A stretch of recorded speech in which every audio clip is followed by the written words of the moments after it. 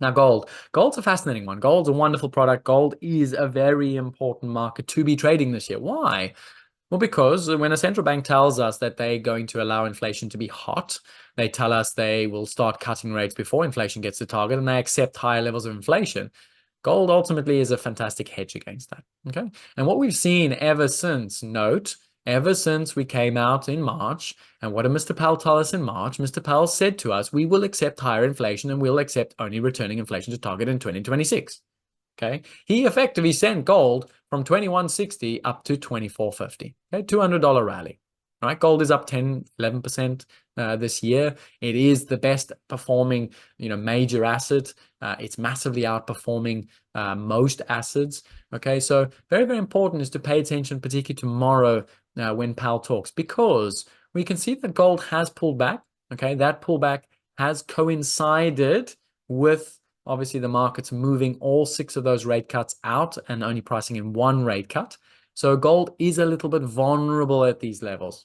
But again, should Mr. Powell come out tomorrow, reinforce his stance that rate cuts are coming and the inflation is only a temporary phenomenon, okay, we may in fact have a low in gold around this 2300 and we should begin to form a process of consolidation. Okay, so it's a very interesting area, both from a buyer's perspective, but also from a seller's perspective, because should Mr. Powell change his voice, should Mr. Powell tell us, look, no rate cuts coming this year, he's doing that because he's getting serious on inflation again. In other words, he's becoming more hawkish on inflation, and that's not exactly the thesis that gold bulls want to be seeing. Okay, so gold is at a very important spot here. If Mr. Powell comes hawkish, throw some guns blazing, that gold's got some really decent downside. Why? Because there's a lot of longs in the market. Okay, the thesis is central banks are not taking inflation seriously, so we want to be long and hedged in gold. All right. Likewise, if they're going to keep this sort of stance of being dovish on inflation, gold should move back to the upside. Okay, market rate repricing, very important chart. Okay, if you've been trading the 2-year yields, particularly over the last couple of sessions, what you'll notice is they're reluctant. Right? If you've been trading, today's unit labor costs, 2-year yields could not budge.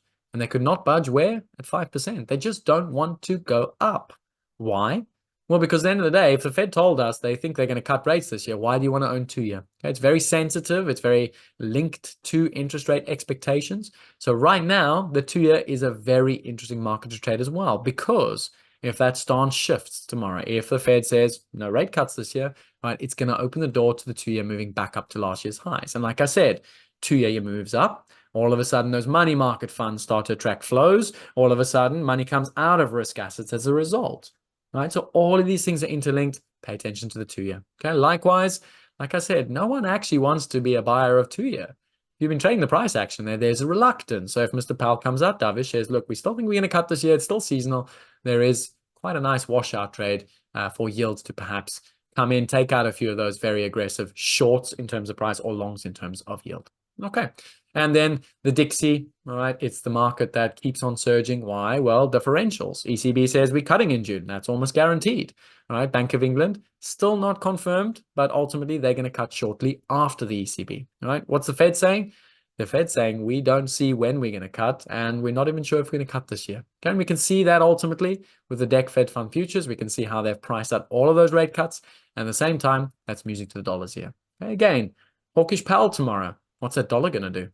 Okay, that dollar is going back up to last year's highs very, very quickly, and that will have repercussions, particularly if you're trading the yen. Okay, the yen is a new story. The Bank of Japan's in trouble right now. They're trying to fight off speculation against their currency. All of a sudden, Powell comes in hawkish tomorrow. Bye-bye yen. You can intervene as much as you want, but they are going to absolutely sell that yen tomorrow, and that's the key market to trade on a hawkish Powell.